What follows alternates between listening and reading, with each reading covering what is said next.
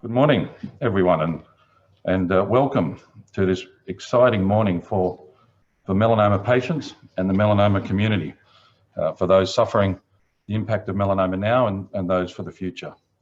Today, I'm delighted to be launching the State of the Nation, a report into melanoma, a national health priority. My name is Matthew Brown, and I'm the CEO of Melanoma Institute Australia, and that's where we are broadcasting from today. So welcome all. The Zoom, for those on Zoom, there's hundreds of you on Zoom. I have a small audience here. We've got media here. This video is being recorded, and I have some speakers here who will come up to the podium shortly. Before I move on, I'd like to acknowledge the traditional owners of where we are today. As I said, we're at Melanoma Institute Australia, the Post Centre, which is on Cammeraygal land. And I acknowledge and pay my respects to all elders past and present. As it's a Zoom, I also acknowledge the traditional owners of the lands that you are all viewing from this launch today, and acknowledge the deep continuing connection of Aboriginal and Torres Strait Islander peoples to the land, waters and sky. A brief rundown of today's program. A short introduction. I'm your MC. I'll just do a short introduction to the State of the Nation report. And then we're delighted to have the Honourable Greg Hunt, who will officially launch the State of the Nation report, followed by Professors Georgina Long and Richard Scolyer from MIA, who will provide an overview and a summary of the report. And then with presentations from Melanoma Patients Australia, who are our partners in the State of the Nation. And then we're very excited with a keynote address from Kate Campbell. Everyone will know Kate, and we're looking forward to what Kate has to say later in the program. And then the Honourable Jason Clare, MP. So he's the member for Flaxland, and he will be coming live to us from Parliament House. So he'll provide a message of support. And then we finish up with a wonderful reflection from a patient, Anne Gately. Just a brief introduction to what the State of the Nation is. It's a report. It's a landmark report for those online. It was commissioned by Melanoma Institute Australia and Melanoma Patients Australia about a year ago, well, 14, 15 months ago now. And it's a report that brings together, most importantly, a shared view from the experts of the field, as well as a significant number of patient and carers. A shared view of what is happening in melanoma today and what we can do about it in the future. It's a significant report.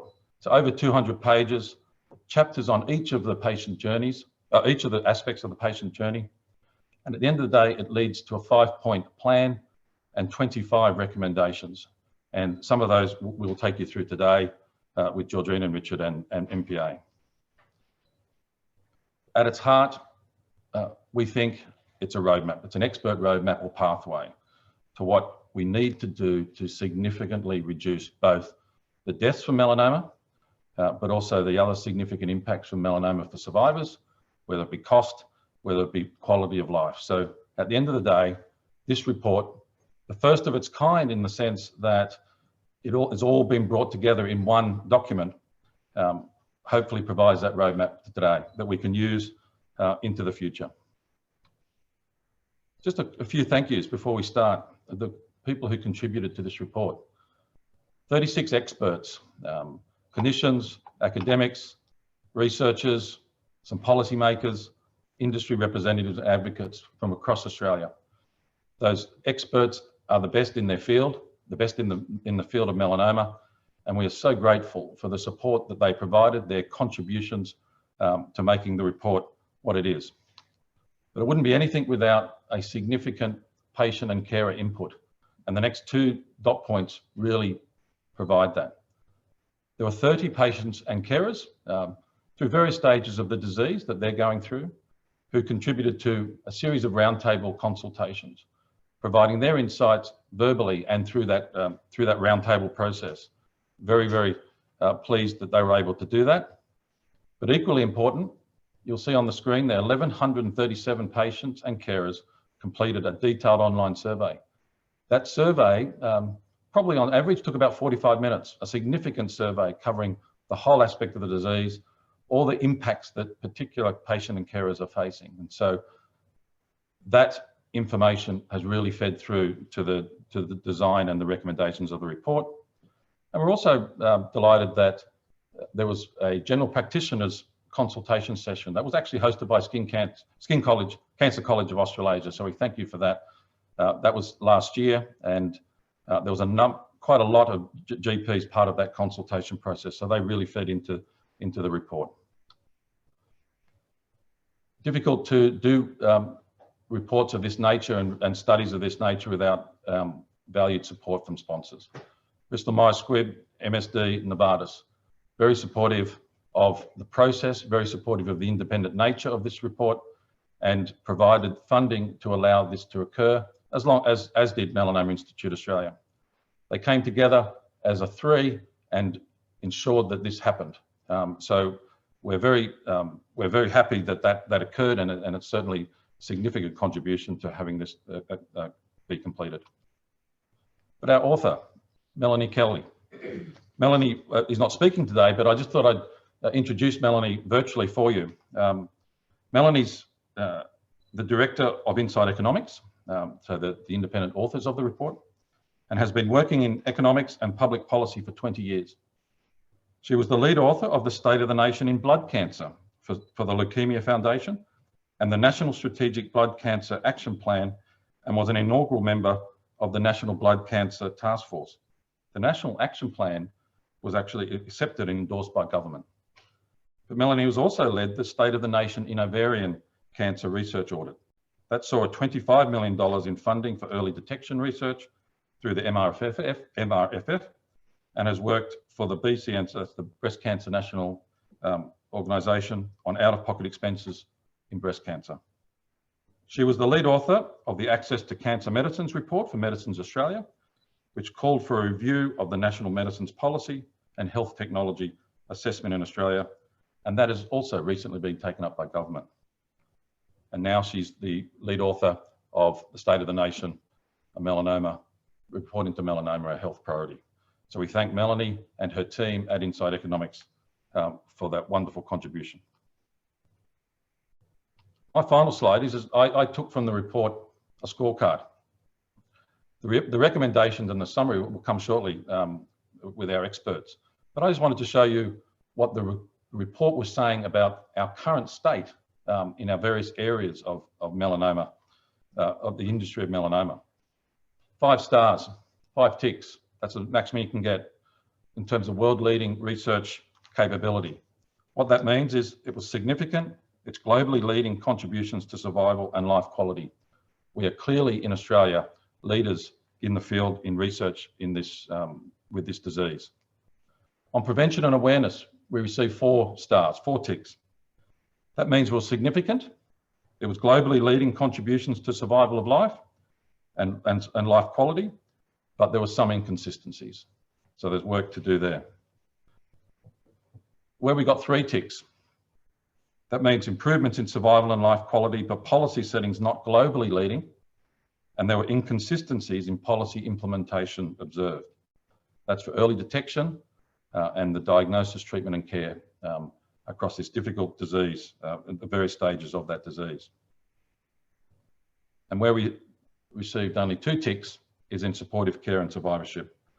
And Melanoma Patients Australia will be able to talk further about that later in this presentation. But what 2 ticks meant was improvements in survival and life quality, but significant variation in outcomes by jurisdictions and cohorts, leading to significant equity concerns. I just thought that was a good slide to overall summarise for those maybe not familiar with the melanoma environment and the melanoma industry, where we see Australia at this point.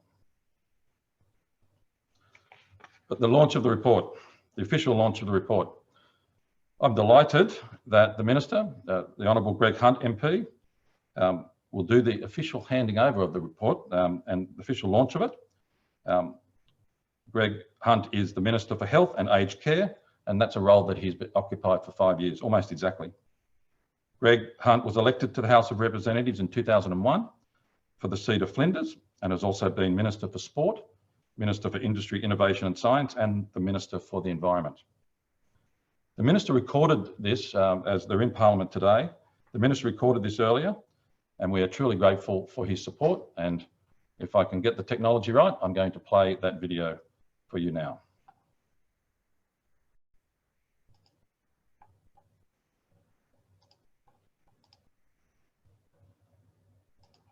Well, welcome everybody to this State of the Nation report into melanoma.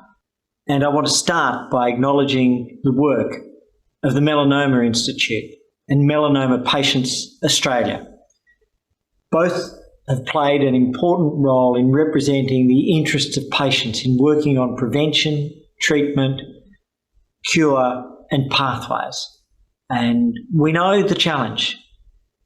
By the age of 70, 2 in 3 Australians will have had some form of skin cancer. In any one year, agonisingly, we lose 1,400 Australians and many others who are deeply debilitated to skin cancer. And so this is a great national challenge.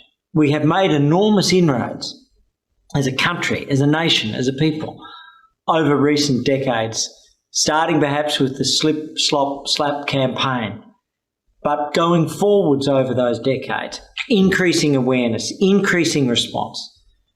And so I'm really pleased that in December, along with the Prime Minister, I was able to announce the Sun Smart campaign. And that's all about these 3 principal ideas of slip, slop, slap, but also to seek shade and to put on the sunglasses. These things together help protect us.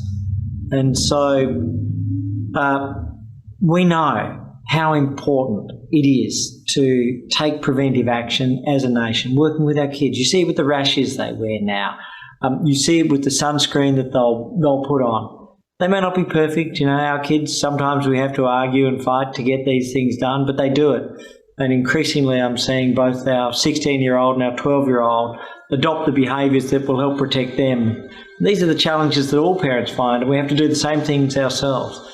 But the $20 million campaign, $10 million this year, $10 million next year, is about building on the work of the Melanoma Institute, building on the work of Melanoma Patients Australia. And that's then backed up with what we've been doing with research. And it's $22 million so far through the Medical Research Future Fund for research into melanoma, and over $135 million since 2013 through the National Health and Medical Research Council. And that includes $30 million to the Melanoma Institute for advancing knowledge into treatments, diagnoses, prevention and cure. All of these things are immensely important. And then as we look to how we treat our patients, we have both the PBS and Medicare. In terms of the PBS, we've invested $490 million in just the last full year, 10 major medicines dealing in this space. And I've had the privilege to announce breakthrough new treatments, immunotherapies being added to the PBS that can save lives and protect lives and give families real hope, extended lives, and in many cases, vastly improved lives with the potential for cure.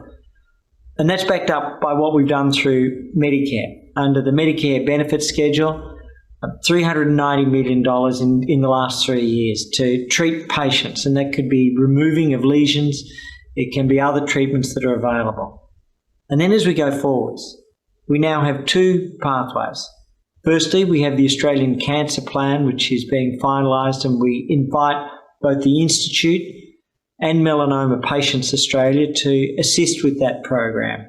And it's immensely important. But secondly, we have here the State of the Nation final report, a report into melanoma, a national health priority. And I want to thank everybody associated with this report for developing it, for providing the pathways and the information.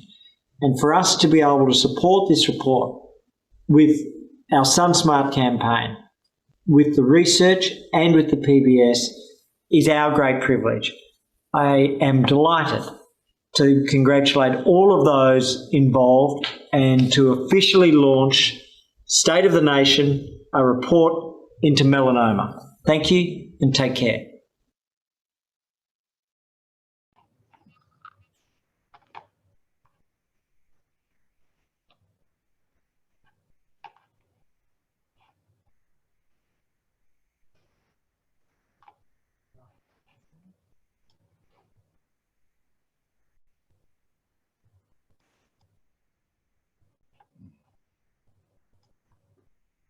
I'll get us back shortly.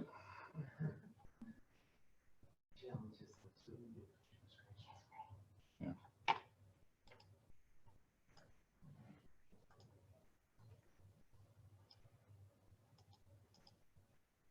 Okay, so hopefully I'm back.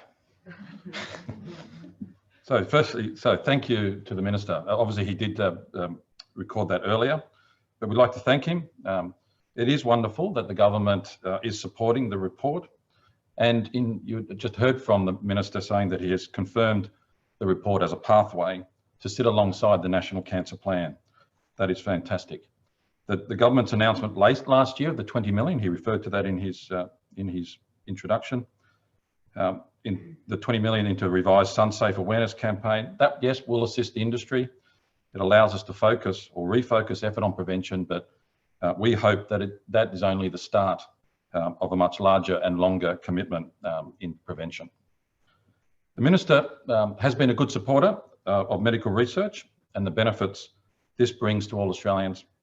And many of you will know that he announced his retirement towards the end of last year at the next election. And so we wish the Minister well in the next phase of his career outside of federal politics. Thank you, Minister, for taking the time to launch the report.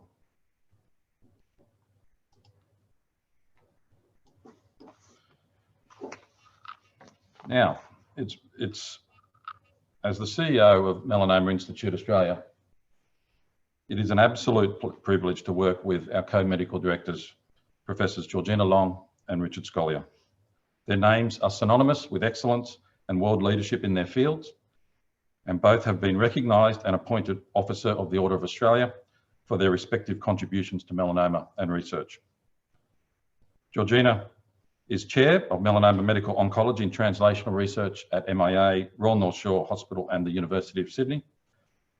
Georgina has published over 370 and more now probably peer-reviewed journals, many as lead author or senior author, and many in the leading top impact journals, medical and research journals throughout the world. Georgina was previously the chair of the prestigious international body, the Society for Melanoma Research. And not a week goes by where I don't receive a thank you from a grateful patient in Georgina's care. Richard is melanoma's leading pathologist. He's a senior staff specialist at tissue pathology and diagnostic oncology at Royal Prince Alfred Hospital and the conjoint professor at the Sydney Medical School, the University of Sydney. And each year, Richard receives over 2,000 cases for him and his team to cast opinions over, and they're always the most difficult pigmented lesions to look for. Richard has co-authored over 700 peer-reviewed publications and was the editor of the 4th edition of the World Health Organization's classification of tumours, and is the vice chair of the melanoma expert panel on the American Joint Committee on Cancer, which is commonly known as the AJCC, and the 8th edition of that. Georgina and Richard, thank you for your leadership. And together, I welcome you to the virtual platform. And Georgina and Richard will provide a summary of the recommendations of the report. Thank you, Matthew. I'm just going to put this to that, or like that. Can we pin us?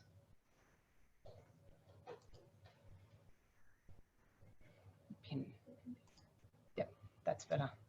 So that you can see our slides. Yep. Thank you, Matthew. Let's just go back to the beginning. There is a slide. Okay. So thank you, Matthew. And it is with great pleasure that we launch this State of the Nation, a report into melanoma, a national health priority. So melanoma is a major health problem in Australia. In fact, Australia has the highest incidence of melanoma anywhere in the world. It's the third most common cancer in our country. 17,000 Australians were diagnosed with melanoma in 2021 alone, and it is the most common cancer in young adults. Approximately 1,400 Australians died from melanoma in 2021, which is more than the national road toll. So important insights from the State of the Nation report. In 2030, without any action, a further 18,000 Australians will die from melanoma within 5 years of their diagnosis. A further 205,000 Australians will be diagnosed with melanoma, and 348,000 Australians will be living with this disease. The economic cost of melanoma will be $8.7 billion. But there is an opportunity if we take action now to deliver on zero deaths from melanoma. And we think we can achieve zero deaths from melanoma by 2030. The future incidence and the burden of melanoma will be significantly reduced if we take action now. And the quality of life for survivors will be fundamentally improved. So how will we achieve this? And the State of the Nation Melanoma Report comes up with a 5-point strategy. The first point is developing a modernised prevention and awareness strategy. Invest in Australia's world-leading research in melanoma. Improve early detection of melanoma. Reduce the variation in diagnosis and treatment of melanoma that we see across the nation. And lastly, develop a model for supportive care and survivorship in melanoma. So we're now going to delve into each of these points with some high-level summaries. So the first is the prevention recommendations to implement a national melanoma and prevention awareness strategy. We need to invest in and develop a modern national coordinated awareness program and invest in accelerating investment in shade and in high-risk public spaces. So we need to improve the adherence into sun safety in both primary and secondary schools. Also treat sun safety in the workplace consistent with other OH and S safety issues. And as well as that, treat sun safety in the Australian sports fields and any sport consistent with other sports safety issues. And if we do these things, we can reduce the incidence of melanoma by 45%. Research recommendations to invest in Australia's high impact and world-leading research. We need to produce greater investment in research. And some of the things we need to invest in research are understanding melanoma biology, developing evidence for a national targeted screening program, novel imaging and detection technologies, doing research on developing patient-reported outcomes, optimizing the use of current and future systemic drug treatments, and prioritizing clinical trials to produce the evidence which ultimately leads to change in clinical practice.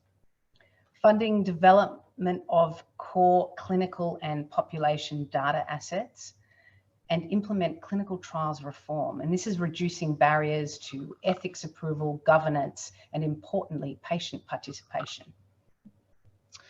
The report also makes recommendations in early detection to improve early detection and establish evidence for a targeted screening program. Increase education and awareness of the risks of melanoma. For example, a national campaign of the need to know the skin you're in. Develop a roadmap for implementation of national targeted screening programs. Define minimum standards for diagnosis of melanoma, including the consistent use of whole body examinations and dermoscopy, and investing in GP and dermoscopy training programs. Diagnosis and treatment recommendations to reduce the variation in diagnosis and treatment across this country. Support and maintain clinical guidelines through a national peak body, and support clinicians to ensure that guidelines are adhered to. Establish a patient navigation service. Develop a clinical care standard and require written treatment and care plans. and develop a formal process for evidence development and access to clinically important therapies that may lack market incentives. And we know that the consistent application of clinical care standards will reduce mortality by 32%. Supportive care and survivorship recommendations establish a model for melanoma supportive care and survivorship. These recommendations, we will hand the baton on to Melanoma Patients Australia to discuss the recommendations. But the emphasis is on research into this space where there is very little information. I'd like to thank all our colleagues who contributed to this report. And also to offer a very special thank you to the many patients and carers who participated in the consultations and surveys, but also provide us access to their medical records and specimens that allow us to conduct research that will benefit future generations of Australians with melanoma. Thank you.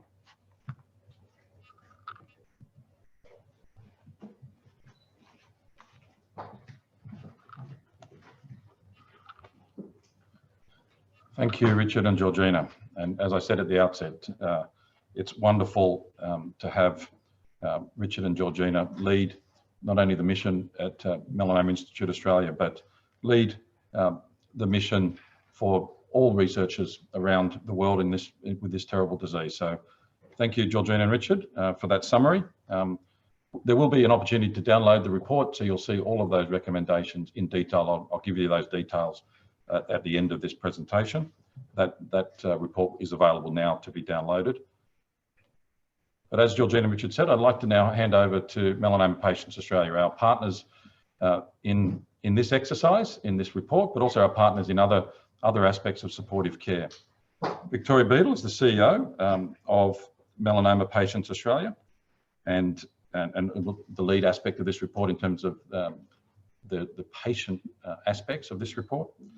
And Victoria and Karen Van Gorp, who is the chair of MPA's Consumer Advisory Group, will now come to the virtual stadium and give us a summary of all their reflections on the report.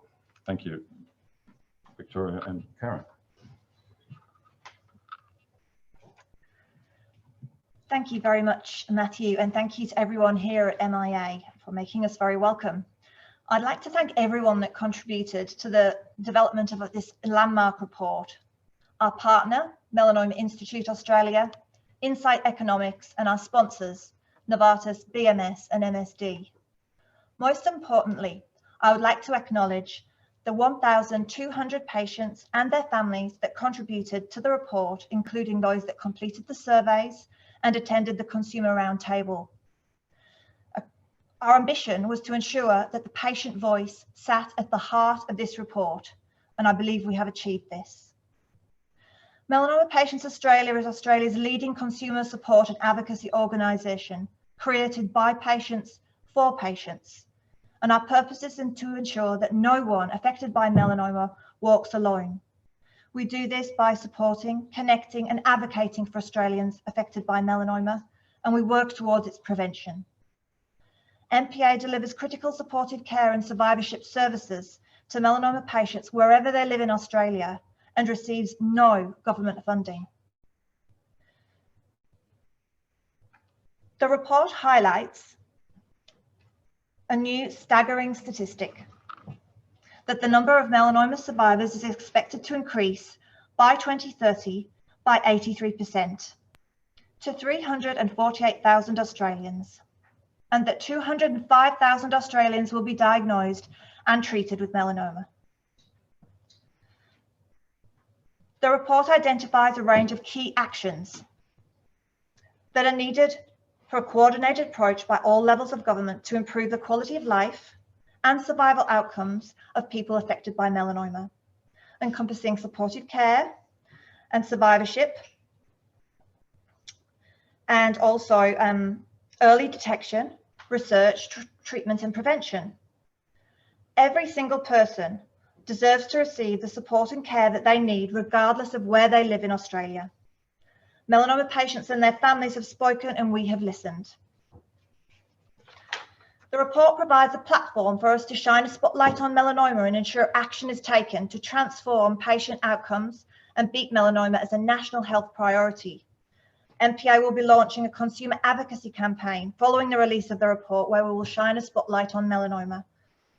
And we want to make sure that patients and their families who want to see action have the chance to have their voice heard. We want to make sure that we are able to provide more supportive care to people with melanoma from the moment of diagnosis, wherever they live in Australia. We want to improve care for people with melanoma through an enhanced network of melanoma nurses.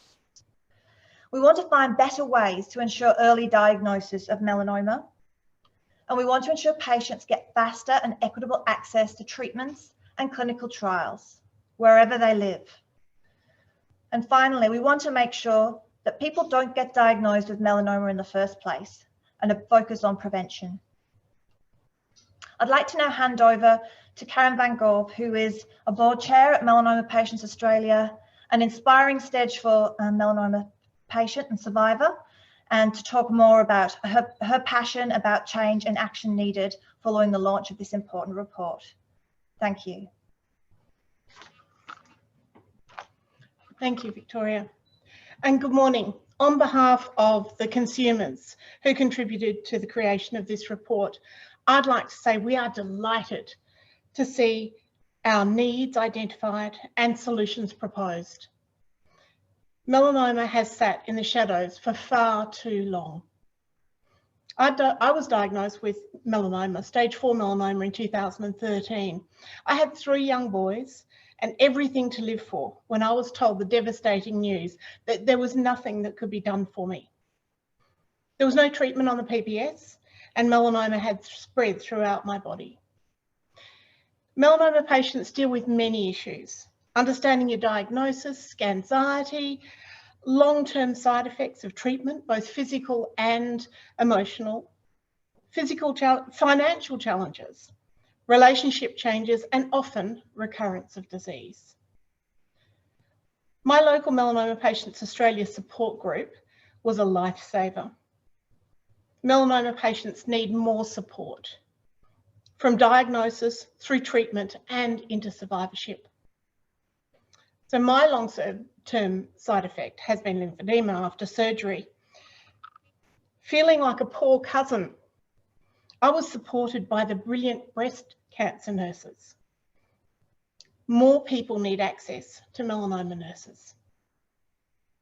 I didn't know that I was at high risk of melanoma because I grew up in the Territory suffering multiple blistering sunburns. And so my thin melanoma wasn't caught early enough. We have to get better at diagnosing early melanoma and make Australians better aware of what to look for and when to seek medical help. I refuse to accept that I wouldn't be able to see my sons grow up. And I researched frantically for clinical trials. It would have been really good to have someone I could talk through my options with. I found a trial at the last minute. I was heading for my last Christmas. I flew to Melbourne regularly for treatment, and this saved my life. Around me, I saw people dying because they couldn't get on that trial. They couldn't afford to pay the full price of that drug. Having also recently been diagnosed with ocular melanoma, access to clinical trials and treatment is still a problem for rare melanomas. No one should miss access to treatment or trials and die because they can't afford to pay for the drug or to travel to trials. Recently, I struggled with the fragmented approach to sun safety in Australia and the lack of high school sun safety policies. So we need to do better to protect future generations of Australians. We don't want this report to sit on a shelf and get dusty. We want action now. Consumers are welcome to join us tomorrow. Thank you, Victoria. Tomorrow night to discuss the next steps following the launch of this report and how you can get involved in our advocacy work. Thank you.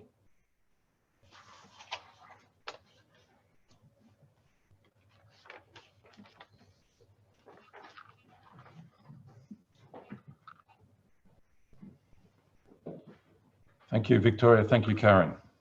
And thank you also for the partnership in ensuring that this report was completed with such significant patient input. We really appreciate the value that you brought to this report and ongoing. We're now at a stage for our keynote address. It genuinely is with immense pleasure that I now introduce our keynote speaker, Kate Campbell. Kate is in the Post Centre today and will be speaking live. Kate's amazing swimming career, which is great for Aussies because it's still going, as I understand. Her swimming career is well known. An astonishing 4 Olympic gold medals, 4 World Championship gold medals, amongst something like 25 senior gold medals at senior events like Commonwealth Games and Pan Pacs. A truly astonishing career in swimming. But it's actually not her swimming career is why she's here today, and it's not what she'll be talking about today.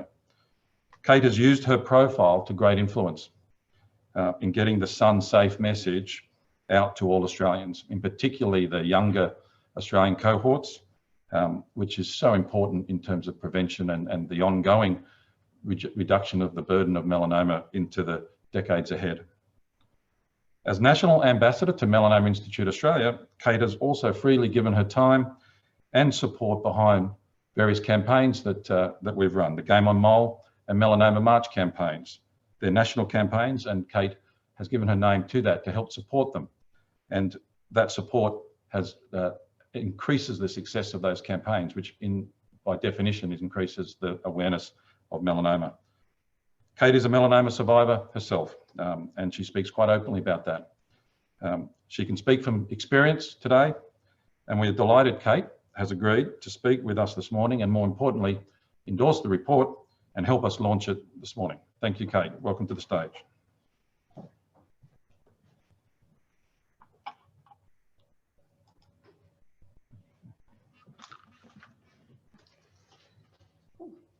Forgot I had the red dot on. Thank you very much, everyone, for having me today. I would like to start the beginning of this right at the beginning. It was 2018 and I had come off quite a successful year, and I was on a little bit of a break. And that was why I found myself in Sydney catching up with an old friend. It had been a couple of years since I'd seen him. And after we got over the excitement of our initial meeting, I glanced down and he had this scar that ran all the way down his forearm. It was purple and livid and puckered. "Oh my goodness," I exclaimed, "what happened?" "I had a melanoma removed," he said, and the smile at our greeting slipped from his face like hot butter off a knife. And then he looked at me, and he looked at me in a way that I now recognize I look at other people. He studied my features, he studied my skin, he studied all the little pigmentations, all my freckles, all my moles. And he looked at me and he said, "When was the last time you had a skin check?" And I felt my stomach drop because I didn't know the answer to that. And if you don't know the answer to that, then it's been too long. I feel like a skin check is something that is always on the priority list. It's like going to the dentist. It is always there on a list of things that you need to do, but something always comes up and always takes precedent. There is always something more pressing that needs to be done. Well, after I saw that scar on my friend's arm, I was motivated and I put getting a skin check right at the top of my priority list. Within a couple of weeks, I had booked in to see a dermatologist, and I went in for what I thought was a regular skin check. I have been through skin checks before. I have Scottish heritage and pale, freckly skin, which puts me in a high risk category. And so while it had been a couple of years since I've had a skin check, I'm one of those people that when you go in for a skin check, I take the full half an hour and I get really thoroughly checked because I am in that high risk category. But nothing had ever been found so far. And I went in and my dermatologist, the wonderful Erin McMiniman, gave me a really good look over. And she spotted this mole, which I'd had my entire life, on the upper, on my upper right forearm. And she looked at it and she said, "I just don't like the look of it." To my naked eye, I hadn't seen any changes. I hadn't noticed anything changing in it, which is one of the early warning signs. But she said, we'll just take it out just in case. So she took that out right there and she said, if there's a problem, we'll give you a call in a couple of days' time. Well, a couple of days later, I can remember very, very clearly, I was at the university paying for parking. And as I was about to pay for that parking, my phone rang and I answered it, and it was Dr. Erin. And she said, Kate, I have some good news for you and I have some bad news for you. The bad news is that that mole that we took out on your upper right arm, it's a melanoma. And in that moment, when I heard the word melanoma, I felt the world stand still, because melanoma means cancer. And my mind started to race to all the things that I stood to lose because I hadn't prioritized a skin check. I saw myself losing my hair. I saw myself losing my health. I saw myself losing my arm. But before I could begin to plan for my comeback in the Paralympics, Erin McMilliman's voice ran out in my ear and she said, Kate, the good news is that we've caught this at stage 1. It is very, very likely that all we will need to do is go in and take a wider margin from around the site of the mole to make sure that we have all the cancer cells, and that will be it. And we're really, really hopeful that that is going to be it, because stage 1 is a very curable, and I was so reassured by the word curable stage for melanoma. And so the next day I was in getting a wider margin taken out around the mole. And I too had a big, long, red, purple puckered scar on my arm to show people, to remind them to go and get a skin check. And that was the end. That was the end of my brush with melanoma and the end of my brush with cancer. However, it made skin checks always sit at the top of my priority list. When I go in for a skin check, which I do once every 6 months, I book in the next one. And that date does not change and that time does not change. It becomes a non-negotiable. I've since realized how lucky I am. How lucky I was that I ran into that friend who was able to show me the devastation of his scar, who was able to motivate me to go and get a skin check. Because while I was worried about losing my hair and my arm, I have met people who have lost so much more. I have met parents who have lost children. I have met children who have lost their parents. I have met partners who have lost their spouses. And I have met Australians who have lost their health and have had their quality of life significantly impacted. And I was so incredibly lucky. As you've heard today, melanoma is the most common cancer in people aged 20 to 39, aka the invincibles, or so we think of ourselves. Cancer was not on my radar. Skin cancer was not on my radar. I can so clearly remember the advertising campaigns, the Slip Slop Slap campaign, and it was terrifying to me that there's nothing healthy about a tan. There was this campaign where the mole kind of turned into this little tick that would get into your bloodstream and swim around your blood. And I've never been someone who is tanned, but I'm someone who is out in the sun a lot due to my sporting career. I train outdoors a lot and I love being outdoors. And so I'm here to say that you have heard so many reasons why we need to support this national campaign, this roadmap to reducing deaths from melanoma, to getting to 0 deaths by 2020. Because no action is not good enough.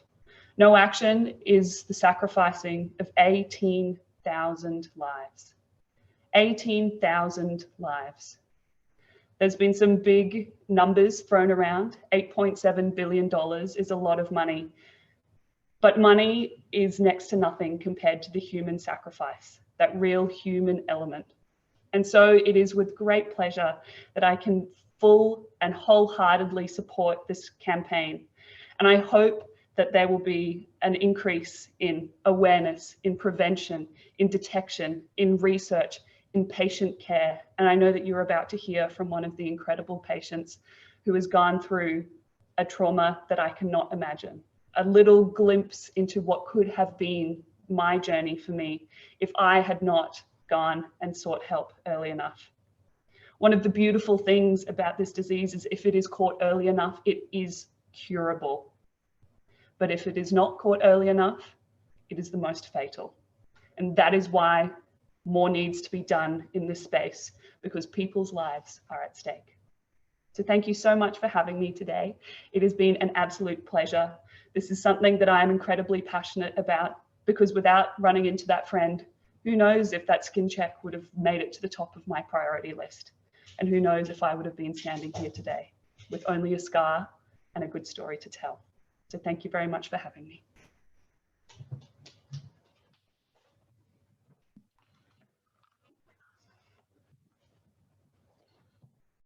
Thank you so much, Kate. Beautifully said. And as I said at the opening, your story and the passion that you have undertaken in terms of prevention and early detection means a lot to organisations like us, means a lot to the melanoma community. And hope that continues into the future, as we hope that your swimming career does as well. I'm sure there's no one online that wasn't rooting for you in Tokyo not so long ago, and we wish you well in every success in the extension of your career. The key thing with Kate is that the message sticks. As a melanoma survivor herself, and a young melanoma survivor, and an elite athlete, people listen to that. I know my daughter won't listen to me. She won't listen to my message of sun-safe behaviour, but I can assure you she listens to people like Kate. And that's the real power and the influence that you can bring. So thank you.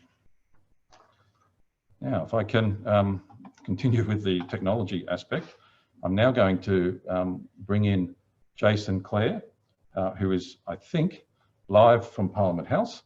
For those not familiar, we were going to do this in Parliament House, but we decided, because obviously COVID, you couldn't have events in Parliament House. So that's why we're at the Post Centre at the Melanoma Institute. But Jason is going to be online, so I might need some assistance as to, again, what I do, but I'm going to bring him in. Thank you, Ivy. Ivy's going to get us in. Oh, excellent, there's Jason. Jason, I'll just do a quick sound check. Can you hear me, Jason? I can. G'day. Fantastic, and we can hear you online. So welcome. I'll just do a quick introduction to Jason. So Jason Clare, the Honourable Jason Clare, is the federal member for Blaxland.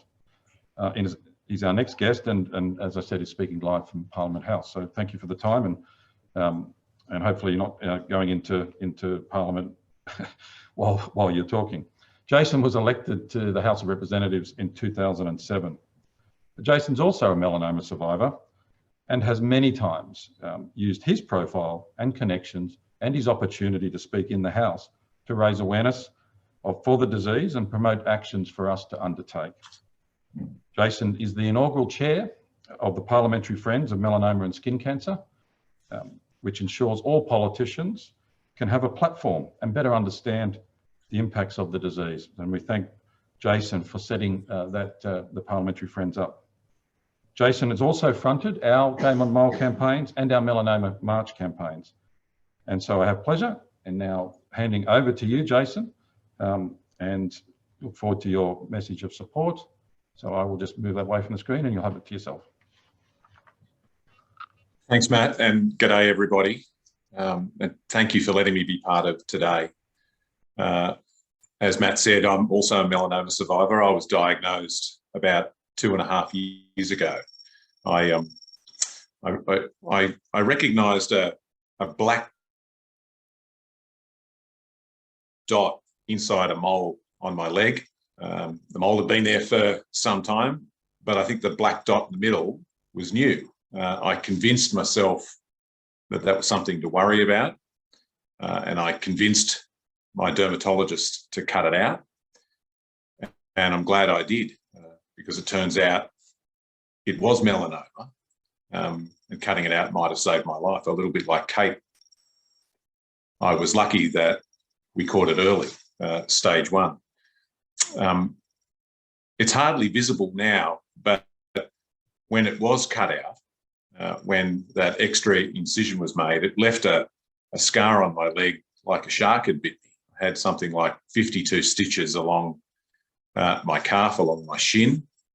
And I took a photo of it with all the stitches there and put it on Facebook with a message telling people to go and get a skin check.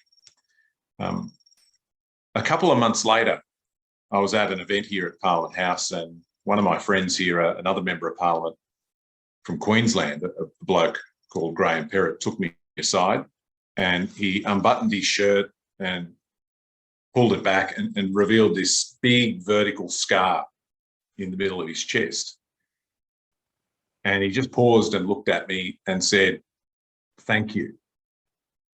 And that moment made me realise that telling our stories can make a difference.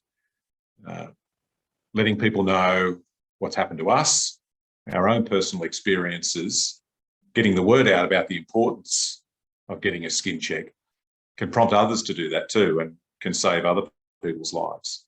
And since then, other members of Parliament here have gone through the same process, gone for a skin check and found they had melanoma. One of them is Jim Chalmers, the shadow treasurer of Australia, the bloke who potentially in a couple of months could be the treasurer.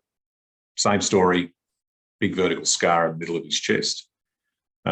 Another is Linda Burney, a proud Wiradjuri woman. And it's a reminder, hopefully should be a reminder to all of us, that this is not just a disease that affects people with skin like mine.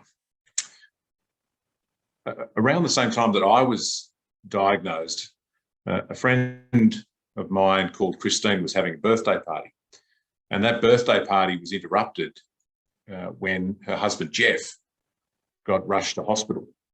He thought he had a slipped disc or a pinched nerve in his neck and went to emergency department to have it checked out. It turns out it wasn't a slipped disc or a pinched nerve. It was a tumour. There were a bunch of them on his spine and in his lung. And Christine and Jeff are online today. Jeff has stage 4 melanoma and they still can't find the primary mole. But in a sense, in a strange sense, Jeff is lucky too, because he's here today and he's still fighting. He's going through immunotherapy in Victoria right now. As this report says, as Professor Long has told me a number of times, 10 years ago, people like Jeff were told to go home and write a will. That doesn't happen anymore. And it's because of the work that people on this Zoom today and many, many others have done that has changed that. And for that, on behalf of my friend Christine and Jeff, Karen, who's also battling stage 4 as well, and everybody else who's out there still alive and still fighting, thank you. Thank you from the bottom of my heart. But there are people out there that are still dying, 1 every 6 hours. And according to this report that we're launching today, 18,000 people that are diagnosed with melanoma will die in the next decade or so. It's not just a number. It's 18,000 mums and dads, nans and pops, even kids, people that think that they're perfectly healthy right now, or at least we think we are. And this report has the potential to change that. This report's important not just because it tells us what could happen, but because it tells us how we can stop that. Funding for research, training for GPs, awareness campaigns, a national melanoma nurse service for patients and survivors, and one that I'm particularly interested in, potential for a national targeted screening program. As Matthew said, the idea was that we would launch this report here today in Parliament House with the Prime Minister and the opposition leader. Unfortunately, we weren't able to make that happen because of COVID. Because of COVID, we can't have events here in the building at the moment. COVID's done something else too. Last year, the number of people who were diagnosed with melanoma dropped by about 20%. Now, that's a massive drop, but it's not good news. You see, the reason that the number of people diagnosed with melanoma dropped by such a big amount last year isn't because there's less melanoma out there, but because fewer of us went to the doctor to get a skin check. This is, I kind of think, one of the deadliest long-term legacies of the last 2 years. People not getting the skin checks that they need. And so there are thousands and thousands of melanomas that are still out there, still growing and still spreading, that haven't been checked and haven't been cut out. So I hope that the decision makers here in this building and outside this building right across the country look at this report, read this report and act on it. But I also hope that a lot of other Australians hear about this report, see it on the TV tonight or on the radio later on today, or hear a message from us as well about what this report has to say, and think about their own skin and book in a skin check that they might have put off last year. Because if they do that, we're already on our way to saving some of those 18,000 lives. Thanks very much for letting me be part of today.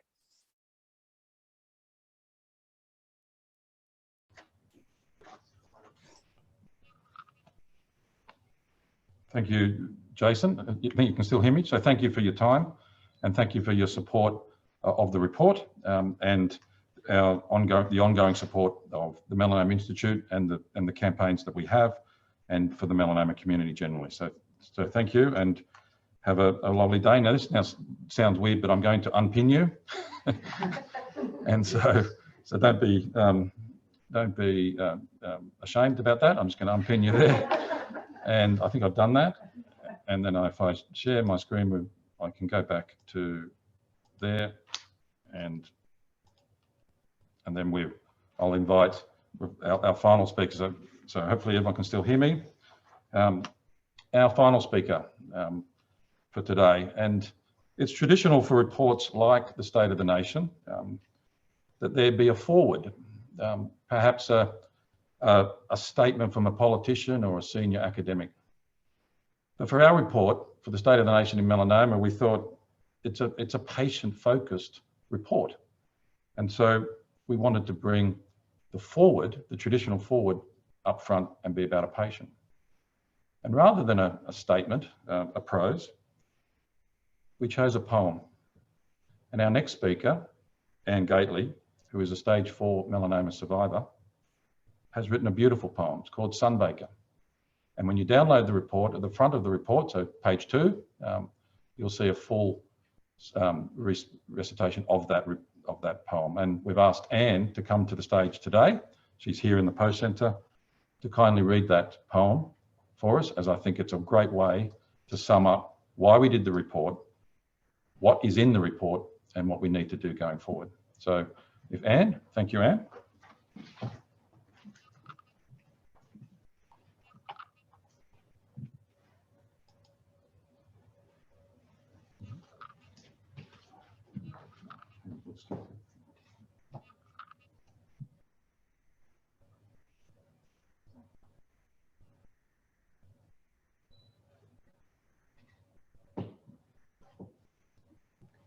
In 1937, Max Dupayne took a photo of a sunbaker. Timeless, iconic. But did it send us down the path of a chronic illness we continue to ignore in our suntanned haze, lying blissfully in the sun's midday blaze?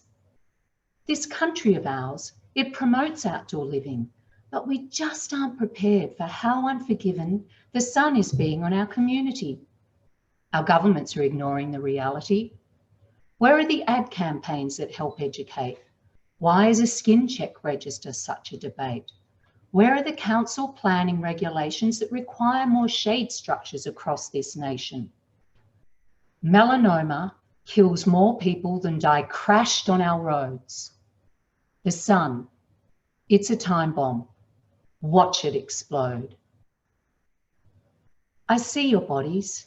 They're shimmering in the heat. Lie back, get burned, roll over and repeat. At beaches and pools across this wide land, lying near naked in the pursuit of a tan.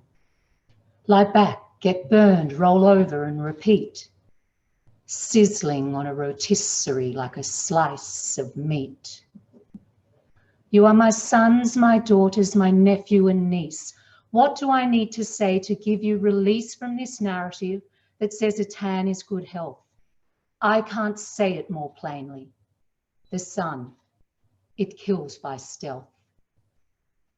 You think it's for old people, and yes, whilst that's true, if you're aged 20 to 40, it could come for you. You're the age, it's the cancer that kills the most people your age. Just one sunburn can put you on that stage. So whilst you're checking your prostate and having pap smears, ask your doctor for a skin check to avoid future tears. Stage 4 melanoma, I've survived it. For now. With science, good luck, and God knows how. See my vitiligo? Let it be your reminder that protecting yourself is ultimately kinder than the pain and the fear of melanoma in your life. Stop seeking a tan so there's no need for the knife. Don't you be the one to leave your family bereft. Don't wait to be told you've got 12 months left.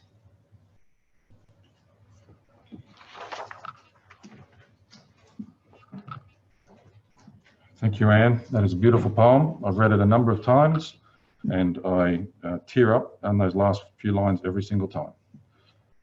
So we're now coming to the conclusion of our launch this morning. And so just what to do now. So, sorry about that. No. You can download the full report. As I say, it's 200 odd pages.